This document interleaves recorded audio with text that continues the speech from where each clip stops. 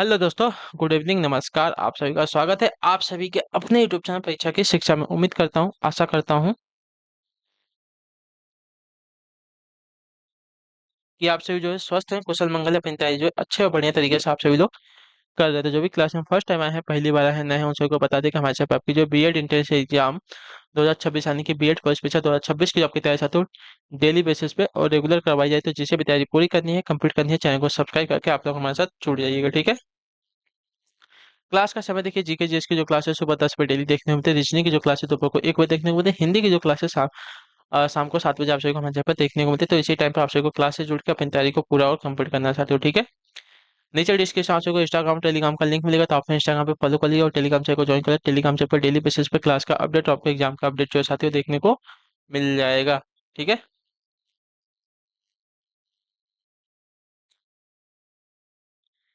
Clear है सभी को? तो चलेंगे क्लास स्टार्ट कर बिना किसी देरी के। एक एक क्वेश्चन आपके एग्जाम के लिए बहुत ही इंपॉर्टेंट है, तो एक एक क्वेश्चन को ध्यान से अच्छे से देख के अपनी तैयारी को जो है अच्छे से करेंगे, ठीक है। क्लास स्टार्ट करने से पहले जिसने अभी तक क्लास को नहीं किया है लाइक करेंगे, शेयर नहीं किया शेयर करेंगे, और जिसने अभी तक चैनल को सब्सक्राइब नहीं किया वो लोग क्या करेंगे, चैनल को सब्सक्राइब कर लेंगे, ठीक है। निर्देश है प्रश्न संख्या 76 एवं 78 के लिए निम्नलिखित प्रत्येक शब्द के नीचे उसके नीचे दिए गए विकल्पों में से उपयुक्त समास छांटना है। देशभक्ति, देशभक्ति में समास कौन सा हमें बताना है, ठीक है।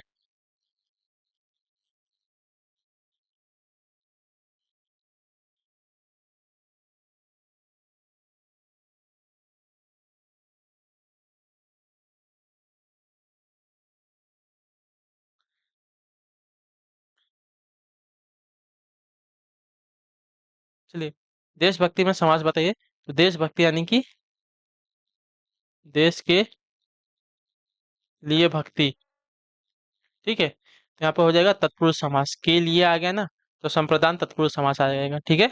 चलिए, अगला प्रश्न देखेंगे, आपका है 77 नंबर, उत्तर दीजिएगा। हस्तलिखित यानी कि हाथ से लिखा हुआ, हाथ से लिखित, तो यहाँ पे भी आपका तत्पुरुष समास आ गया, ठीक है। हाथ से लिखा हुआ, तो यहाँ पे भी आपका तत्पुरुष समास आ जाएगा। तो ऑप्शन नंबर हमारा जो दिया गया है साथियों, बी वाला विकल्प आपका राइट आंसर होगा, ठीक है।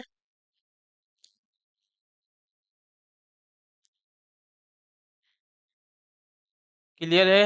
हाँ या ना?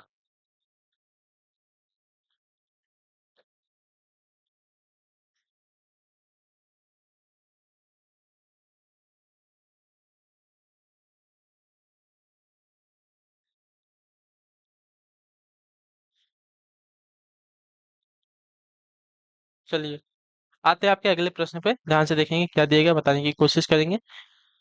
78 है, त्रिनेत्र, त्रिनेत्र दिया गया है। तो त्रिनेत्र का क्या हो जाएगा, बताइए। त्रिनेत्र का क्या होगा, यानी कि तीन नेत्रों का समाहार। तो यहाँ पे हो जाएगा साथियों आपका द्विगु समास, ठीक है। तीन तीन नेत्रों का समाहार ना, एक मिनट, द्विगु समास आएगा इसमें, ठीक है। इस समास में पहला पद आपका संख्यावाचक तथा दूसरा जो शब्द होता है आपका समूह होता है, ठीक है। तो इसके वजह से क्या होता है, आपका द्विगु समास होता है। क्लियर सभी को इसके बारे में? चलिए, अगला प्रश्न देखेंगे, आपका है 79, 79 नंबर। क्या देगा, भारत में सांस्कृतिक उत्कर्षण का रिक्त स्थान आज भी दक्षिण भारत के मंदिरों में किया जा सकता है। उचित विकल्प चुनकर रिक्त स्थान की पूर्ति कीजिए, ठीक है।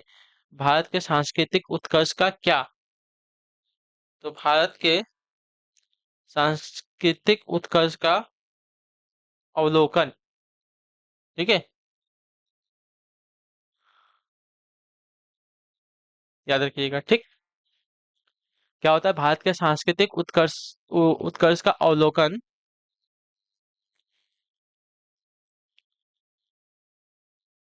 भारत के सांस्कृतिक उत्कर्ष का अवलोकन आज भी दक्षिण भारत के मंदिरों में किया जा सकता है, ठीक है। तो ऑप्शन नंबर ए हमारा राइट हो जाएगा। अगले प्रश्न को देखेंगे, आपका निर्देश रहेगा प्रश्न संख्या 80 से 82 तक के लिए शुद्ध वाक्य का चयन करने। 80 नंबर है, वास्तव में वह वास्तव में वह बड़ा आदमी है, वास्तव में वह बड़ा आदमी है, ठीक है। तो वास्तव में वह बड़ा आदमी है, एक शुद्ध वाक्य का चयन करना है ना। तो वास्तव में वह बड़ा आदमी जो दिया गया है, पहला वाला वाक्य आपका शुद्ध हो जाएगा, ठीक है। वास्तव में वह बड़ा आदमी आपका शुद्ध वाक्य है। ठीक है। वस्तुतः वह बड़ा आदमी है, इसमें आपका अव्यय संबंधी अशुद्धि हो जाएगी। सिर्फ वह बड़ा आदमी है, ये आपका पदक्रम संबंधी अशुद्धि हो जाएगी। ठीक है, सिर्फ वह बड़ा आदमी है, ये भी आपका पदक्रम। वह केवल केवल वह केवल बड़ा आदमी है, ये भी आपका अशुद्ध हो जाएगा। ठीक है। चलिए, इसका बताइए शुद्ध वाक्य क्या हो जाएगा। चलिए, जल्दी से उत्तर दीजिए।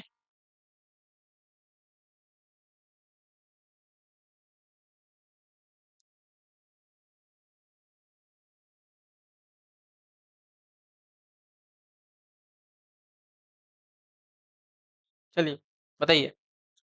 दूध की नाप होती है, नहीं, कपड़े की माप होती है।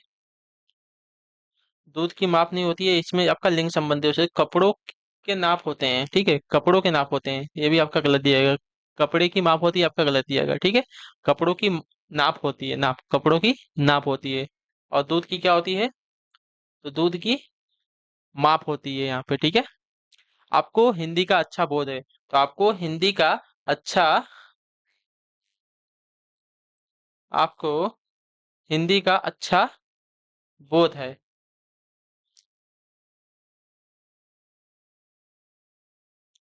उसे दंड पाने का उसने जो है दंड पाने का काम किया है, उसने दंड पाने का काम किया, ये वाला वाक्य भी शुद्ध है। आपको हिंदी का अच्छा बोध है ना, तो इसमें शब्द चयन संबंधी आपकी अशुद्धि है।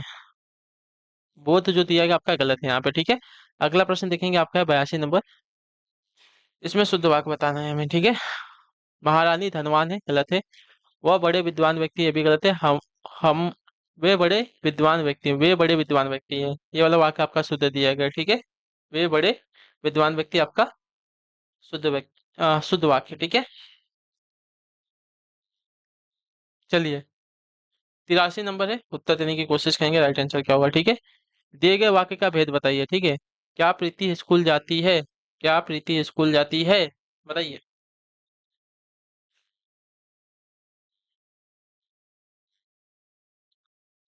क्या प्रीति स्कूल जाती है, एक ऐसा वाक्य है। तो क्या प्रीति स्कूल जाती है आपका प्रश्नवाचक वाक्य। ठीक है। तो आपका ऑप्शन नंबर डी राइट हो जाएगा। क्लियर सभी को इसके बारे में। चलिए, अगला प्रश्न देखेंगे, आपका है 84 नंबर। सोना शब्द का पर्याय नहीं है क्या, बताइए। सोना शब्द का पर्याय क्या नहीं है? तो सोना शब्द का पर्याय अगर देखा जाएगा यहाँ पे, तो आपका स्वर्ण नहीं है। ठीक है। सुवर्ण, स्वर्ण और हेम, ये आपके सोना के पर्यायवाची शब्द हो जाएंगे। ठीक है।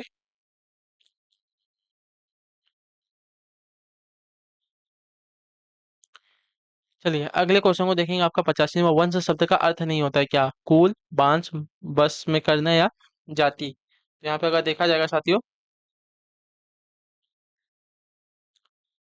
तो आपका जो दिया गया है, बस में करना वंश शब्द का अर्थ नहीं होता। ठीक है, बस में करना जो है वंश शब्द का पर्यायवाची शब्द नहीं होता है। ठीक है। कुल, जाति, घराना, संतान, संतति, अभिजात, परिवार, बांस, ये सभी जो है आपके वंश के पर्यायवाची शब्द हो जाएंगे। देवव्रत की दृढ़ प्रतिज्ञा ने उसे भीष्म बना दिया। देवव्रत की दृढ़ प्रतिज्ञा ने उसे भीष्म बना दिया। तो निडर, अधीर, क्या हो जाएगा बताइए। तो आपका हो जाएगा अधीर। ठीक है, दृढ़ प्रतिज्ञा यानी कि अधीर हो जाएगा। ठीक है।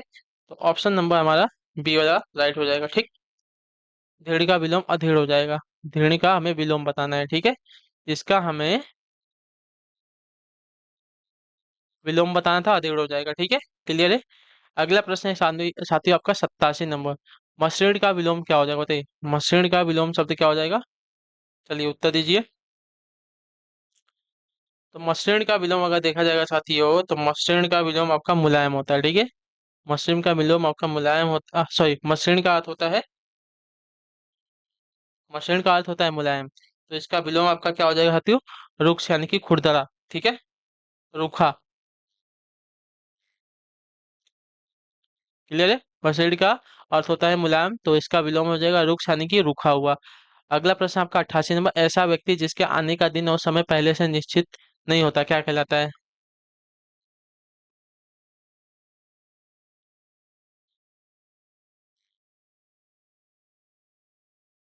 चलिए, बताइए। ऐसा व्यक्ति जिसके आने का दिन और समय पहले से निश्चित नहीं होता, उसको कहते हैं अतिथि। ऑप्शन नंबर हमारा सी राइट होगा। ठीक है। समय या निकट आया हुआ जो होता है अभाग्यत होता है। जो समय से न हुआ हो उसको असामयिक कहते हैं, और विद्वानों या विशेषज्ञों द्वारा मान्य को आपका गणमान्य कहते हैं। चलिए अगला प्रश्न है आपका, किसी वस्तु को प्राप्त करने की तीव्र इच्छा के लिए एक शब्द क्या हो जाएगा? तो उसको कहते हैं आपका साथियों, किसी वस्तु को प्राप्त करने की तीव्र इच्छा को आपका अभिप्सा कहते हैं, ठीक है, अभिप्सा। क्लियर सभी को? तो ऑप्शन नंबर हमारा सी सही उत्तर होगा। चलिए 90 नंबर है, काजल की कोठरी का अर्थ क्या होता है? तो काजल की कोठरी को क्या कहेंगे? तो काजल की कोठरी को कहा जाता है साथियों आपका कलंक लगने की स्थान को, ठीक है। ऑप्शन नंबर हमारा जो दिया गया है बी हमारा राइट आंसर होगा, ठीक है। क्लियर सभी को? चलिए अगला प्रश्न है आपका 91 नंबर, गूंगे की गुड़ मुहावरे का अर्थ क्या हो जाएगा? बताइए, गूंगे की गुड़ मुहावरे का अर्थ क्या हो जाएगा? तो उसे कहते हैं अव्यक्त अनुभव, ठीक है। ऑप्शन नंबर हमारा डी राइट होगा। जब कोई वाक्यांश अपने समान अर्थ को छोड़कर विशेष अर्थ में रूढ़ हो जाता है तो मुहावरा कहलाता है, ठीक है। तो गूंगे का गुड़ मुहावरे का अर्थ हो जाएगा अव्यक्त अनुभव, ठीक है। मतलब गूंगा अगर गुड़ खा लेगा तो उसको बता भी नहीं पाएगा कि कैसा है, ठीक है। थोथा चना बाजे घना, लोकोकित का अर्थ क्या हो जाएगा? बताइए, थोथा चना बाजे घना, इस लोकोकित का अर्थ क्या हो जाएगा? तो इस लोकोकित का अर्थ हो जाएगा साथियों अकर्मण्य या अधिक बात करने वाला, ठीक है। ऑप्शन नंबर हमारा डी राइट होगा। अगले प्रश्न को देखेंगे, आपका है 93वां, व्यर्थ प्रयास भाव व्यक्त करने वाला मुहावरा क्या है?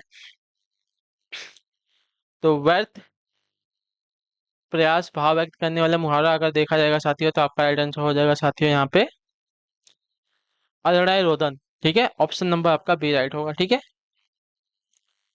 व्यर्थ प्रयास भाव व्यक्त करने वाले मुहावरा आपका अरणाई रोदन हो जाएगा। अगला प्रश्न आपका 94 नंबर, नीचे पंक्तियों के समान उनके अर्थ लिखे हैं। नीचे पंक्तियों के सामने उनके अर्थ लिखे हैं, इनमें से गलत अर्थ वाली पंक्ति को छांटना है, ठीक है। चलिए, लंगोटी में फांक खेलना यानी कि दरिद्रता में आनंद है, ठीक है। गाल बजाना यानी कि डींग मारना सही दिया गया है, ठीक है।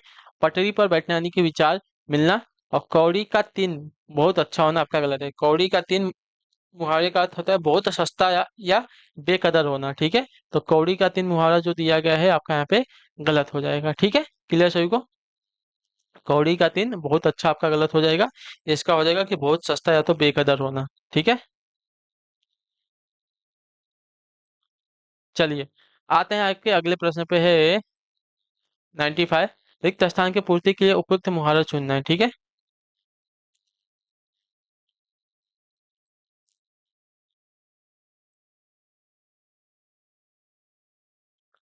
चलिए, अचानक वर्षा आ जाने से समारोह का रिक्त स्थान हो गया, क्या हो गया? तो अचानक वर्षा आ जाने से समारोह का क्या हो गया? तो अचानक वर्षा आ जाने से समारोह का गुड़ गोबर हो गया, ठीक है, यानी कि मजाक खराब हो गया एक तरह से। तो ऑप्शन नंबर हमारा बी राइट हो जाएगा, ठीक है। क्लियर होगा इसके बारे में?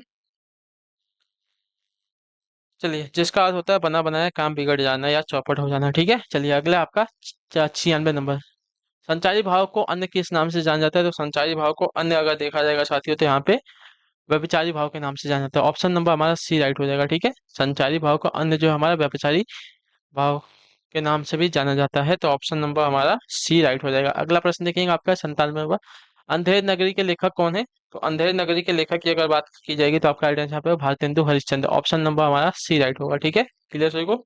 अंधेर नगरी, सत्य हरिश्चंद्र, कर्पूर मंजरी, मुद्रा राक्षस, भारत दुर्दशा तथा वैदिकी हिंसा, हिंसा न बहुत ही भारतेंदु हरिश्चंद्र के मौलिक नाटक हैं, ठीक है। अगला आपका साथियों 98 नंबर है, हिंदी प्रदीप पत्रिका का संपादन किया है किसने? बताइए, हिंदी प्रदीप पत्रिका का संपादन किसने किया है इन चारों में से? इसका राइट आंसर दीजिए।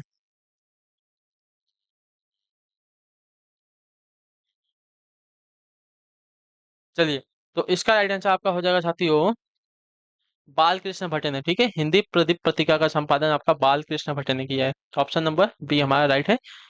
99 नंबर आपके सामने दिया है, निम्नलिखित में से कौन सा आपका निबंध हजारी प्रसाद द्विवेदी का नहीं है? बताइए, कौन सा निबंध आपका हजारी प्रसाद द्विवेदी का नहीं है? तो यहाँ पे आ जाएगा वित्त और विकास। वित्त और विकास जो है हजारी प्रसाद द्विवेदी का निबंध नहीं है। अशोक के फूल कुटज और विचार प्रवाह आपके हजारी प्रसाद द्विवेदी के निबंध है, ठीक है। आखिरी क्वेश्चन, इनमें से कौन सा पत्र आपका कार्यालय पत्र में शामिल नहीं होता है? तो आपका राइट आंसर हो जाएगा अधिसूचना पत्र। ठीक है, अधिसूचना पत्र जो आपका कार्यालय पत्र में शामिल नहीं होता है, बाकी कार्यालय आदेश, परिपत्र, निमंत्रण पत्र ये सभी आपके कार्यालय पत्र के आ, इसमें शामिल हो जाएंगे। ठीक है, चलिए तो इसी के साथ जो आपकी क्लास है आज की यहीं पे कंप्लीट होती है। उम्मीद करता हूँ आप सभी को क्लास जो अच्छी लगी, पसंद है, तो अपना जो फीडबैक है क्लास का नीचे करें। क्लास अच्छी लगी क्लास को लाइक करिए, चैनल पहली बार चैनल को सब्सक्राइब कर लीजिएगा। हम आपसे मिलेंगे आपकी अगली क्लास में, तब तक के लिए टाटा बाय बाय, जय हिंद जय भारत। आप सभी का क्लास से जुड़ने के लिए बहुत बहुत ही धन्यवाद साथियों।